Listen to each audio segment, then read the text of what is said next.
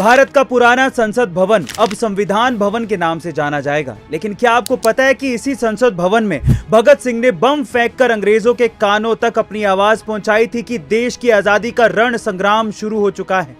इसी संसद भवन में 15 अगस्त 1947 को रात 12 बजे जवाहरलाल नेहरू ने भाषण दिया था कि भारत स्वतंत्र देश बन चुका है। यह वही संसद भवन है जिसमें लाल बहादुर शास्त्री जी ने देश की जनता को एक दिन का उपवास रखने को कहा था। इसी संसद भवन में तत्कालीन प्रधानमंत्री इंदिरा गांधी ने यह घोषणा की थी कि भारत पाक युद्ध में पाकिस्तान के 93,000 सैनिकों ने भारत के सामने घुटने टेक दिए हैं। और इसी संसद भवन में अटल बिहारी वाजपेयी जी ने अपना बहुचर्चित भाषण दिया था, जिसमें उन्होंने कहा था कि सरकारें आएंगी जाएंगी, पार्टियां बनेगी बिगड़ेंगी, मगर ये देश रहना चाहिए।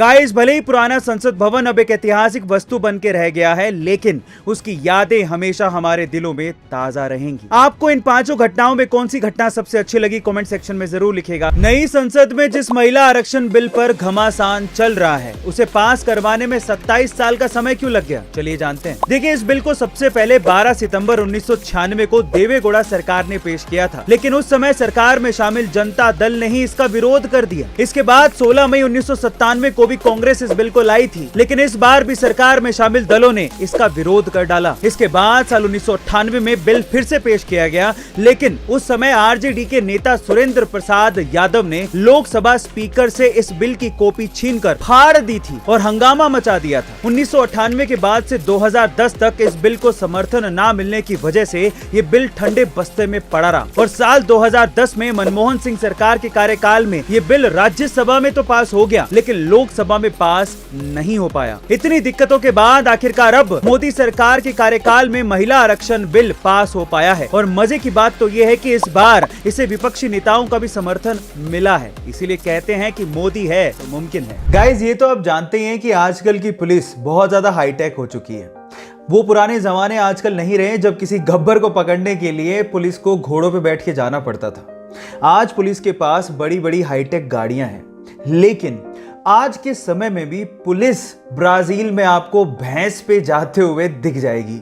जी, आप ठीक सुन रहे हैं, उनका साधन एक भैंस है। कितनी अजीब लगती होगी ना, लेकिन उसके पीछे का भी एक रीजन है।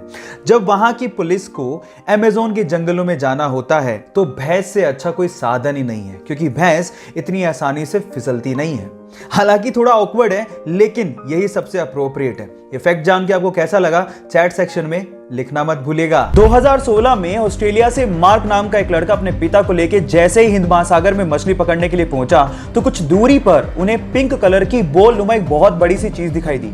शुरू में तो उन्हें लगा कि शायद कोई नाव पलट गई है, लेकिन थोड़ा पास गए तो समझ में आया ये नाव तो नहीं है, लेकिन बहुत अजीब सी चीज थी।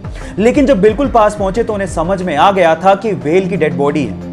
अगर आपको इन फ्यूचर कुछ ऐसा दिखे तो तुरंत उसे दूर भाग जाइए, नहीं तो आपकी जान भी जा सकती है। होता कुछ यूं है कि व्हेल के मरने के बाद उसके अंदर के बैक्टीरिया गैस प्रोड्यूस करने लगते हैं। अब चमड़ी मोटी होने की वजह से वो गैस बाहर नहीं निकल पाती और प्रेशर बढ़ने की वजह से वो फट पड़ती है। अब अगर ऐसा कुछ दिखे इन फ्यूचर तो सावधान जरूर रहिएगा।